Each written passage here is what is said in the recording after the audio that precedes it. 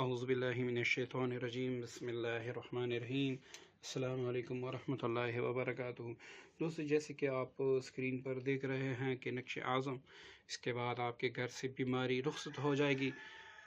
تو آپ نے اگر اس کو سمجھنا ہے تو ویڈیو کو اول سے لے کر آخر تک دیکھیں، 10 منٹ نکال دیں، ویڈیو کو اول سے لے کر آخر تک پوری توجہ سے دیکھ لیں تاکہ آپ کو اس عمل کا فائدہ ہو۔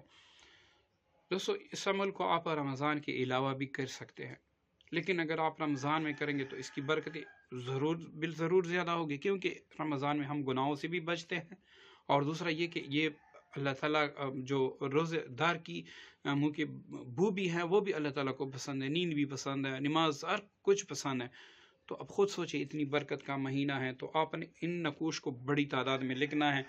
اس کے بعد اگر کوئی ایسا گھر ہو جس میں ہر وقت بندے بیمار رہتے ہو، کسی کے سر میں درد، پیٹ میں درد یا کچھ بھی ہو، اور آپ چاہتے ہیں کہ اس گھر میں ہمیشہ کے لیے جو ہے نا بیماری جڑ سے ختم ہو جائے، تو آپ نے اس طلسم کو لکھنا ہے اس طریقے سے جس طریقے سے میں لکھوں، تو انشاءاللہ دوبارہ اس گھر میں بیماری نہیں آئے گی اللہ تعالیٰ کے فضل و کرم سے۔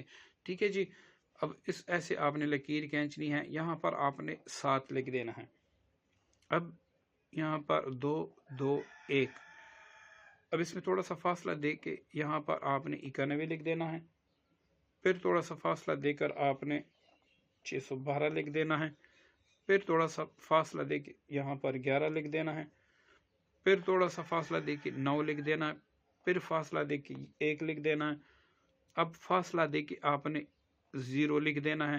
ٹھیک ہے جی، آپ 0 بھی لکھ سکتے ہیں، اس طرح بھی آپ نقطہ بھی ڈال سکتے ہیں۔ ٹھیک ہے جی، اب یہاں پر آپ نے 3 لکھ دینا ہے، پھر آپ نے تھوڑا سا فاصلہ دے کے یہاں پر آپ نے 5 لکھ دینا ہے۔ اب نیچے آپ نے کاف لام کاف الف یہ لام، ٹھیک ہے، یہاں تک آپ نے لکھ دیا۔ اب یہاں پر لکھنا ہے یا الہی اس گھر میں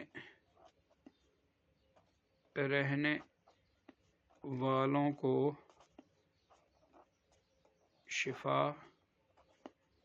عنایت فرمائیں۔ ٹھیک ہے، مزید یہ بھی لکھ دے ساتھ کہ دوبارہ اس گھر میں بیماری جو وبائیں ہیں وہ قدم نہ رکھ سکے یا داخل نہ ہو سکے۔ ٹھیک ہے جی، اس طرح لکھ کے یہ آپ نے بڑی زیادہ تعداد میں لکھنا ہے، کسی بھی دن آپ لکھ سکتے ہیں، کسی بھی پین سے آپ لکھ سکتے ہیں۔ ٹھیک ہے جی، لکھتے وقت کسی حصار یا کسی چیز کی ضرورت نہیں ہے، اور انشاءاللہ یہ آپ کر لیں تو جو بیمار رہتے ہوں گھر میں بار بار آپ ان کے گھر میں لٹکائیں۔